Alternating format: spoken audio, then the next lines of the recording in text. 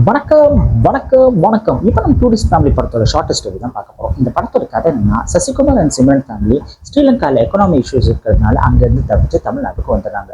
அதுக்கப்புறம் அவங்களுக்கும் அவங்க ஃபேமிலிக்கு என்ன நடக்குது அப்படிங்கிறத மீதி கதை. இந்த காலத்துல ஒரே வயலன்ஸு, கத்தி குத்தி ரத்தம் நிறைய படம் அப்படிதான் பேஸ் பண்ணி வந்துட்டு இருக்கு. பட் இந்த மாதிரி ஃபேமிலி ஜேர்னல், ஒரு லாஃப்டர் அண்ட் எமோஷனல் கலந்த ஒரு ஜானர் வரும்போது நமக்கு ஒரு டிஃப்ரெண்ட் ஃபீல் கொடுக்க தான் செய்யுது. சசிகுமார், சிம்ரன் மற்றும் பலர் இந்த படத்தில் நடிச்சிருக்காங்க. அவங்களுக்கு கொடுத்த கேரக்டர் கரெக்டா பண்ணியிருக்காங்க. முக்கியமா இந்த படத்துல வர சின்ன பையன் செம்மையா பண்ணியிருக்காரு. இந்த படத்தோட மியூசிக் ஷான் ரோடன். அவர் இந்த படத்துக்கு என்ன மியூசிக் தேவை அதை கரெக்டா ஆப்டா கொடுத்திருக்காரு. டைரக்டர் அபிஷனுக்கு இதுதான் ஃபர்ஸ்ட் மூவி. அவர் ஒரு 60% லாஃப்டர் அண்ட் 40% எமோஷனல் சேர்த்து இந்த படத்தை எடுத்திருக்காரு.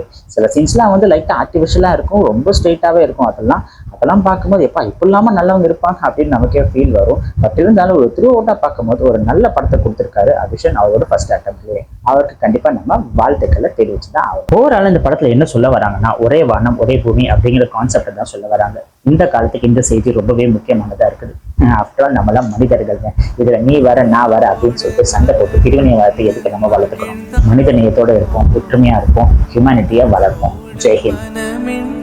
பகை கொள்வதேனோ மதம் என்னும் மதமோ எட்டும் தேசம் மலர் மீது துயில் கொள்ளட்டும்.